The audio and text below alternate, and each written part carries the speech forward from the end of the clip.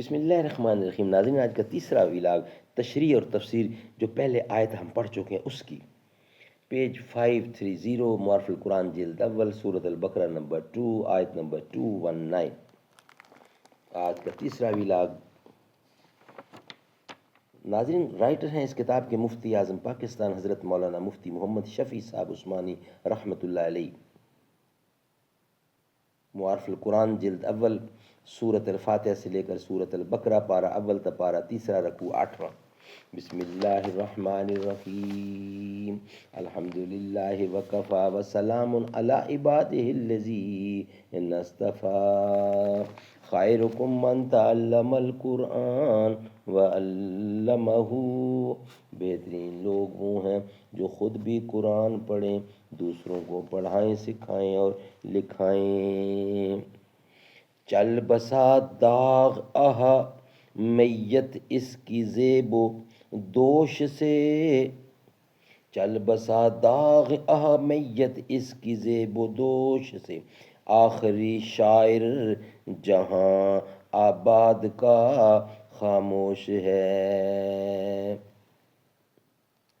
اب کہاں وہ باغ پن، وہ شوخی طرز بیاں، آگ تھی کافور پیری میں جوانی کی نہال۔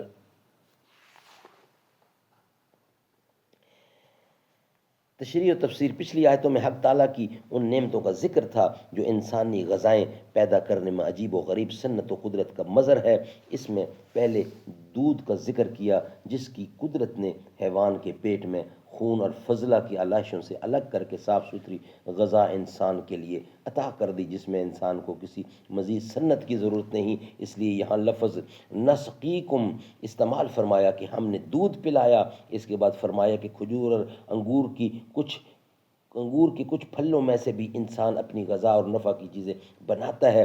اس میں اشارہ اس طرف ہے کہ کھجور اور انگور کے پھلوں میں سے اپنی غذا اور منفعت کی چیزیں بنانے میں انسانی صنعت کا کچھ دخل ہے، اور اسی دخل کے نتیجے میں دو طرح کی چیزیں بنائی گئی ہیں۔ ایک نشہ آور چیزیں جس کو خمر یا شراب کہا جاتا ہے، دوسری رزق حسن یعنی عمدہ رزق کے کھجور اور انگور کو تر و تازہ کھانے میں استعمال کریں یا خشک کر کے ذخیرہ کر لیں۔ مقصد یہ ہے کہ اللہ تعالیٰ نے اپنی قدرت کاملہ سے کھجور اور انگور کے پھل انسان کو دے دیے اور ان سے اپنی غذا وغیرہ بنانے کا اختیار بھی دے دیا۔ اب یہ اس کا انتخاب ہے کہ اس سے کیا بنائے، نشہ آور چیزیں بنا کر عقل کو خراب کرے یا غذا بنا کر قوت حاصل کرے۔ دونوں فیصلے بندے کو اللہ تعالیٰ نے دے دیے۔ یہ تھا ناظرین تیسرا ولاگ۔ انشاءاللہ اب آپ کے سامنے ہم حاضر ہوں گے ولاگ نمبر 4 کے ساتھ۔ خاص اپنے در کا رکھا تو نے اے مولا مجھے، خاص اپنے در کا رکھا تو نے اے مولا مجھے، یوں نہیں در در پھرایا، میں تو اس قابل نہ تھا، شکر ہے تیرا خدایا، میں تو اس قابل نہ تھا، اور میری کوتاہی کہ تیری یاد سے غافل رہا، اور میری کوتاہی کہ تیری یاد سے غافل رہا، پر نہیں تو نے بھلایا، میں تو اس قابل نہ تھا، میں کہ تھا بے راہ تو نے دستگیری آپ کی، تو ہی مجھ کو راہ